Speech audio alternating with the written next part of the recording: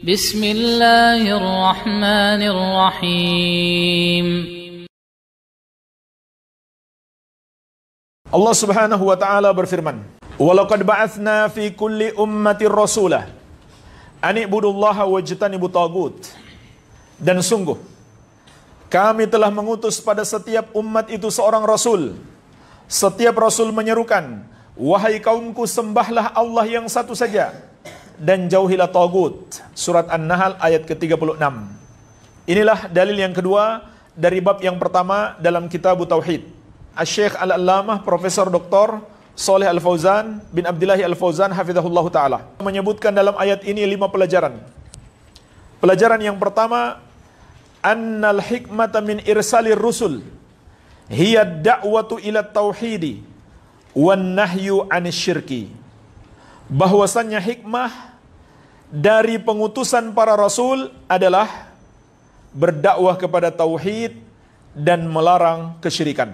Inilah jemaah sekalian pelajaran yang pertama tentang hikmah diutusnya para nabi dan rasul alaihi wassalatu wassalam, yaitu tujuan dan maksud mengapa manusia-manusia pilihan, orang-orang yang terbaik yang Allah tetapkan sebagai teladan sepanjang zaman. Apa tugas mereka? Tugas mereka satu, semuanya sama, tidak ada bedanya, mengajak manusia mentauhidkan Allah dan melarang berbuat kesyirikan. Menunjukkan kepada kita kewajiban tauhid adalah kewajiban yang paling agung. Begitu pula berdakwah kepada tauhid adalah dakwah yang paling agung dan dakwah yang harus diprioritaskan. Oleh karenanya para ulama mengatakan, apabila ada seorang dai yang berdakwah, apabila ada sebuah jamaah yang berdakwah tapi tidak mementingkan tauhid, bahkan cenderung meremehkan tauhid, bahkan tidak tahu apa itu arti tauhid, maka itu adalah tanda terbesar golongan yang sesat. Jadi, kalau ada orang yang berdakwah atau sekelompok orang yang berdakwah tapi tidak mementingkan tauhid, maka dia tidak mengikuti para nabi dan rasul alaihi wassalatu wassalam. Tidak pula mengikuti Nabi Muhammad sallallahu alaihi wasallam dan para sahabat radhiyallahu anhum ajmain. Baik. Para ulama juga menyebutkan hikmah yang lain diutusnya para nabi dan rasul, diantaranya sebagai iqamatul hujjah, menegakkan hujjah. Sebagaimana Allah sebutkan dalam surat An-Nisa ayat 165. Rusulan mubasyirina wa munudhirina li'alla yakuna linnasi 'alallahi hujjatun ba'dar rusul. Para rasul diutus untuk memberi kabar gembira dan peringatan. Apa artinya kabar gembira dan peringatan? Kabar gembira artinya mengajak kepada tauhid dan menyampaikan janji surga bagi orang yang mentauhidkan Allah. Peringatan artinya memperingatkan bahaya syirik dan menyampaikan neraka sebagai balasan kepada orang-orang yang berbuat syirik. Untuk apa? Kata Allah, agar manusia tidak memiliki hujjah atas Allah setelah diutusnya para rasul. Maksudnya manusia kelak di hari kiamat gak bisa mengatakan, saya belum tahu kebenaran, saya belum tahu tauhid. Gak bisa. Kenapa? Para rasul sudah diutus kepadanya. Hikmah yang lainnya, diutusnya para nabi dan rasul sebagai rahmat untuk seluruh makhluk. Sebagaimana dalam surat Al-Anbiya ayat 107. Allah menyatakan, "Wa ma arsalnaka ila rahmatan lil alamin." Dan tidaklah kami utus engkau wahai Muhammad kecuali sebagai rahmat untuk seluruh makhluk. Dan hikmah yang lain, para nabi dan rasul diutus untuk bayanut tariq al-musil ilallah ta'ala, menjelaskan jalan yang bisa menyampaikan kepada Allah. Maksudnya apa? Menjelaskan kepada kita secara detail bagaimana cara kita beribadah kepada Allah. Maka ini 4 hikmah diutusnya para nabi dan rasul. Yang pertama tadi, dakwah kepada tauhid, melarang syirik. Yang kedua, menegakkan hujjah kepada makhluk. Yang ketiga, sebagai rahmat, kasih sayang Allah untuk seluruh makhluk. Yang keempat, menjelaskan bagaimana cara kita beribadah kepada Allah. Dan Allah telah menetapkan hanya ada satu jalan untuk kita beribadah kepada Allah. Itulah jalan Nabi Muhammad SAW dan para sahabat beliau. Dan beliau juga menegaskan, man amila amalan laisa alaihi amruna fahuwa raddun. Barang siapa mengerjakan satu amalan tidak ada padanya petunjuk dari kami, maka amalan tersebut tertolak. Pelajaran yang kedua, anna dinal anbiya wahidun, bahwasannya agama para nabi satu. Maksudnya adalah ajaran utama agama mereka sama, tidak ada bedanya. Apa itu? Wa huwa ikhlasul ibadah lillah wa tarkus syirki, yaitu memurnikan ibadah hanya untuk Allah dan meninggalkan kesyirikan. Wa in ikhtalafat syara'i'uhum, walaupun syariat mereka berbeda-beda. Maksudnya cara beribadah mereka kepada Allah berbeda-beda. Cara sholatnya, cara puasanya berbeda-beda. Tetapi hakikatnya sama. Menyembah hanya kepada Allah dan tidak boleh mempersekutukan Allah. Oleh karena itu jemaah sekalian, satu-satunya pengikut para nabi dan rasul alaihi wassalatu wassalam hanyalah umat Islam. Tidak ada yang lain. Dan satu-satunya pengikut Yesus dan pengikut Musa hanya umat Islam. Orang Yahudi hari ini yang mengaku pengikut Musa bukan lagi pengikut Musa. Kenapa? Karena tidak menyembah hanya kepada Allah, mempersekutukan Allah, melakukan kekafiran kepada Allah. Orang Nasrani yang mengaku pengikut Yesus putra Maryam, yang kita sebut Isa bin Maryam, mereka sebenarnya hanya mengklaim saja. Yang betul-betul menjadi pengikut Yesus adalah umat Islam. Kenapa? Karena Allah kabarkan dalam ayat ini, seluruh para nabi dan rasul, termasuk Yesus, Nabi Isa bin Maryam, mengajak kepada tauhid, menyembah hanya kepada Allah dan melarang syirik. Bahkan di ayat yang lain Allah menegaskan ucapan Nabi Isa alaihissalam kepada Bani Israel. Beliau berkata, Ya Bani Israel a'budullaha Rabbi wa Rabbakum. Wahai Bani Israel, sembahlah Allah, Rabbku dan Rabb kalian. Baik.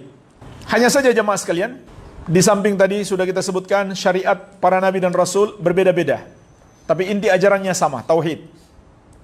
Perbedaan yang lain yang perlu kita pahami juga adalah para nabi dan rasul terdahulu diutus untuk kaumnya saja. Adapun nabi kita yang mulia Muhammad SAW diutus untuk seluruh manusia. Surat Al-Anbiya ayat 107. Wa ma arsalnaka illa rahmatan lil alamin. Dan tidaklah kami utus engkau wahai Muhammad kecuali sebagai rahmat, kasih sayang untuk seluruh makhluk. Jadi ayat ini menunjukkan Nabi kita yang mulia SAW diutus untuk seluruh makhluk, seluruh manusia dan jin, dimanapun mereka berada. Iya. Begitu pula surat Al-A'raf ayat 158. Qul ya ayuhan nas, inni Rasulullah ilaikum jami'an. Katakan wahai manusia, sesungguhnya aku ini adalah utusan Allah untuk kalian semuanya. Jadi, kalau seandainya masih tersisa umat terdahulu yang mentauhidkan Allah dan beriman kepada nabinya, kemudian setelah Nabi Muhammad SAW diutus, dia tidak mau masuk Islam, maka dia berubah menjadi kafir. Bukan karena dia tidak menyembah Allah, tapi dia tidak mengimani agama Nabi terakhir. Walaupun dia menyembah Allah. Sebagaimana juga dalam hadis riwayat Muslim dari Abu Hurairah radhiyallahu anhu, Nabi SAW menegaskan, "Walladzi nafsi biyadihi, la yasma'u bi ahadun min hadhil ummah yahudiyyun wala nasraniyun, thumma mata wa lam yu'min billadzi ursiltu bihi illa kana min ashabin nar." Demi Allah yang jiwaku ada di tangannya, tidak ada satupun orang dari umat ini yang pernah mendengarkan tentang agama Islam yang aku bawa, apakah dia seorang Yahudi atau seorang Nasrani, lalu dia mati sebelum beriman, maka dia termasuk penghuni neraka. Maka ketika Nabi SAW diutus, tidak ada lagi agama selain agama beliau yang Allah terima. Sebagaimana juga dalam surat Ali Imran ayat 19, Inna ad-dina indallahil Islam. Dan ayat ke-85, wa may yabtaghi ghairal islami dinan fala yuqbala min wa huwa fil akhirati minal khasirin. Yang pertama, inna dina indallahil Islam. Sesungguhnya agama yang diridhoi di sisi Allah hanyalah Islam. Yang kedua kata Allah, wa may yabtaghi ghairal islami dinan fala yuqbala min wa huwa fil akhirati minal khasirin. Barang siapa mencari selain Islam sebagai agama baginya, maka tidak akan diterima daripadanya dan dia di akhirat kelak termasuk orang-orang yang merugi. Jadi nggak ada lagi yang bisa mengklaim saya pengikut Yesus sejati. Saya menyembah Allah, saya tidak menyembah Yesus. Tetap saja dia kafir. Apalagi kalau dia menyembah Yesus. Yesus sendiri mengajak dia menyembah Allah. Baik. Pelajaran yang ketiga. Anna risalata ammat kullal umam wa qamatil hujjah ala kullil ibad. Bahwasannya risalah, yaitu kerasulan, mencakup seluruh umat. Artinya seluruh umat yang ada di muka bumi ini sudah pernah diutus kepada mereka rasul. Dan Nabi kita yang mulia Muhammad SAW diutus untuk seluruh umat tanpa terkecuali, dimanapun mereka hidup, di bumi manapun mereka berada. Sejak beliau diutus sampai hari kiamat. Dan hujjah, kata beliau, sudah tegak atas seluruh hamba. Ini maksudnya secara global, secara umum. Pelajaran yang keempat, idzamu sya'ni tauhid wa annahu wajibun ala jami'il umam. Agungnya urusan tauhid ini, dan bahwasanya tauhid wajib atas seluruh umat. Hadis ini menunjukkan keagungan tauhid, karena Allah wajibkan untuk seluruh umat dan dibawa oleh para manusia terbaik, para nabi dan rasul alaihissalatu wassalam. Iya, nah jemaah sekalian, yang punya perhatian kepada tauhid hanya Ahlus Sunnah wal Jamaah, tidak ada yang lain. Semua golongan-golongan selain Ahlus Sunnah tidak punya perhatian yang semestinya kepada tauhid. Kalaupun ada yang perhatian kepada tauhid, itu hanya sifatnya global, tidak merinci. Ahlus Sunnah merinci, berbicara tentang tauhid, berbicara tentang syirik, dirinci sampai ke akar-akarnya. Di antaranya dalam kitab ini. Kitab ini termasuk kitab yang sangat rinci membahas tentang permasalahan tauhid. Pelajaran yang kelima, fil ayati ma fi la ilaha illallah minan nafyi wal itsbat. Di dalam ayat ini terdapat padanya seperti yang terdapat dalam la ilaha illallah, yaitu an-nafyu wal itsbat, penafikan dan penetapan. La ilaha penafikan, yaitu pengingkaran terhadap semua sesembahan selain Allah. Maka ini sama dengan wajtanibu tagut, jauhilah tagut. Sebab tagut itu maknanya semua yang disembah selain Allah Azza wa Jalla. Jadi sama dia dengan la ilaha. Kemudian penetapan dalam illallah, yaitu penetapan keimanan hanya Allah yang berhak disembah. Sama dengan ayat ini, ani'budullah. Hanya saja dalam ayat ini susunannya terbalik. Itsbat dulu, baru kemudian an-nafyu. Tapi hakikatnya sama. Ani'budullah, sembahlah Allah. Itu adalah al-itsbat, penetapan. Sama dengan illallah. Wajtanibu tagut, dan jauhilah tagut. Sama dengan la ilaha, penafikan. Semua sesembahan selain Allah Azza wa Jalla. Kemudian kata Syekh, fadallat ala annahu la yastaqimu tauhid illa bihima jami'an. Maka ayat ini menunjukkan bahwa tauhid itu tidak akan lurus, tidak akan tegak kecuali dengan kedua-duanya secara bersamaan. Wa anna nafyal mahdha laisa bitauhidin. Dan bahwasannya penafikan saja itu bukan tauhid. Dia mengatakan la ilaha, sampai di situ saja. Artinya dia nggak percaya ada sesembahan sama sekali. Itulah orang komunis, ateis. Wal itsbatal mahdha laisa bitauhidin. Begitu pula penetapan saja itu juga bukan tauhid. Jadi dia tetapkan Allah berhak disembah. Tapi sesembahan selain Allah tidak dia salahkan. Itu juga bukan tauhid. Tauhid itu harus terpenuhi kedua-duanya. An-nafyu wal itsbat, penafikan dan penetapan. Baik. Pelajaran lain jemaah sekalian yang bisa kita petik dari ayat ini, sebuah pelajaran penting. Ayat ini menjelaskan kepada kita juga ibadah tidak sah tanpa menjauhi syirik. Dari mana kita bisa memetik pelajaran ini? Karena setelah Allah mengatakan ani'budullah, sembahlah Allah, disusul dengan larangan syirik.